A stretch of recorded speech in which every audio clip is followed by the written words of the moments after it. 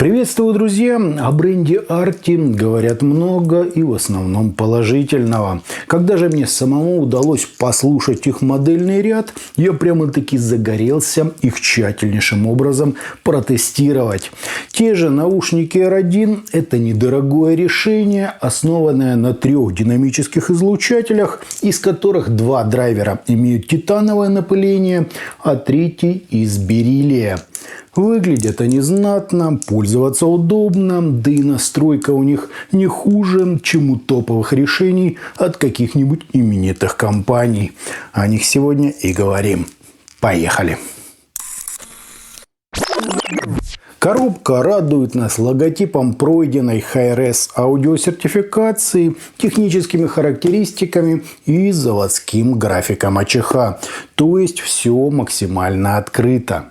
В комплекте шла макулатура, матерчатый плотный бокс и 2 набора простейших силиконовых амбушюр. Кабель на вид солидный, он гибкий, витой, с балансным штекером на 4,4 мм и сопротивлением на каждой из жил равным по 225 тысячных Ома. Не что-то прямо особенное, но как для своей цены это очень приличный вариант. Чашечки полностью из алюминия с аж 4 отверстиями для компенсации, средним по размеру звуковода и строго выглядящей внешней частью. Смотрятся они неплохо, да и сидят очень удобно.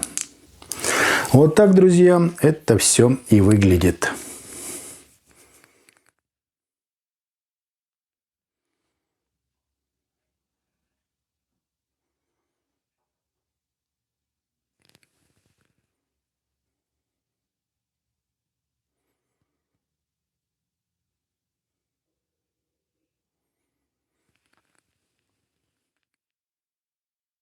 На измерениях у нас масштабный и быстрый по скорости затухания импульс, небольшие расхождения между каналами и искажения в пике, достигающие всего 0,4%, что просто фантастика.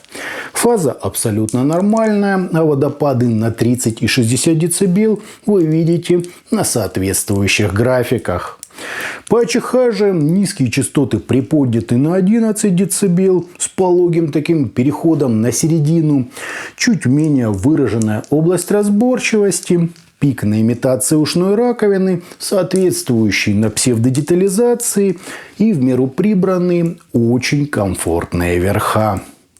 Как видите, это намного лучше, чем настройка у SIMGOT EM10. Есть что-то общее с Yandex Canon 2 и плюс-минус то же самое, за исключением верхов, как у знаменитых T-Audio Hype 4. То есть АЧХ тут просто высочайшего класса.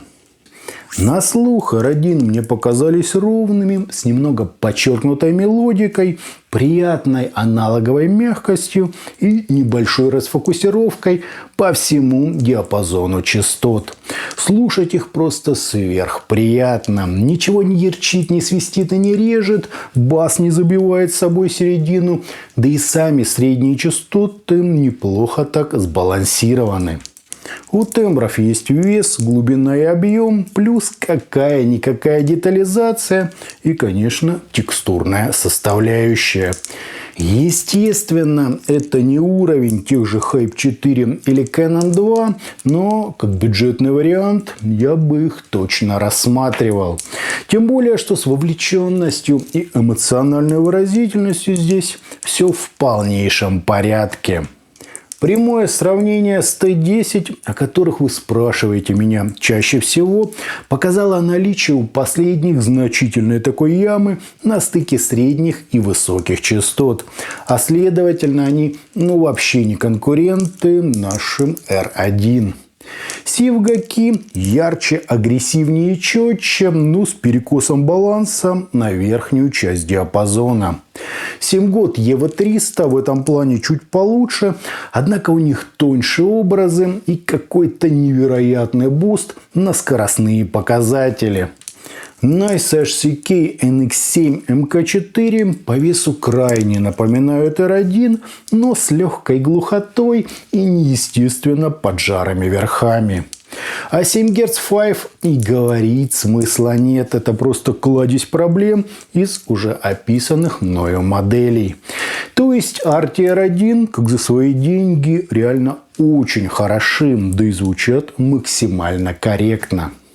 Лично меня в них подкупает общая слаженность, гармония, объем и та самая тембральная насыщенность. Да, без особого уклона в четкость, прозрачность и передачу пространства сцены в глубину, но для того же рока, некоторых поджанров металла, всего акустического и электронного, это ровно то, друзья, что доктор прописал. Какого-то сверхусиления им не требуется, а вот по характеру источник лучше подбирать техничный, предельно резкий и, насколько это возможно, скоростной. Жирка и ламповой мягкости наушникам хватает и своих. А вот заострить атаки, поднять прорисовку и улучшить разрешение было бы, друзья, конечно, в самый раз. Ну и поскольку это связка из динамиков с масштабом, выразительностью и магнетичной вовлеченностью у них, никаких вопросов. Плюс здесь интимно так приблизили вокал, что, так сказать, добавляет в звучание перцу. В остальном бас на своем законном месте, он плавно так перетекает в середину, которая не менее корректно переходит в верха. И хотя, как мы видели на графиках, весь край диапазона тут немного прижат по амплитуде, однако звучание получилось абсолютно открытым, очень естественным и мега комфортным. В них можно и в игры поиграть, и сериальчик глянуть, и без сомнения послушать музыку в самом высоком качестве. Итогом наушники R1 от компании Arti очень достойно выглядят, удобно сидят, кабель в комплект положили отличный, минимальные искажения, шикарный импульс и просто топовая настройка АЧХ. Такую можно встретить и у моделей за условные $400 США. Звучат они насыщенно, глубоко, с масштабом, чуть приближенным к нам вокалом и гениально переданной мелодической составляющей. Из минусов я бы отметил только легкую расфокусировку и почти полное отсутствие пространства сцены в глубину. Для чего-то академического и скоростного я бы их, наверное, рассматривать не стал. Но для всего остального весьма неплохой вариант. Попробуйте поиграться с насадками и взять, например, серебряный кабель. Уверен, это им пойдет на пользу. За свою же цену это чуть ли не идеальные по полноте своего звучания наушники. А у меня, друзья, на этом все. Это была модель Arti R1. Не забывайте, что у нас есть группы ВКонтакте и Телеграме. Обязательно на них подпишитесь. Всем, друзья, добра!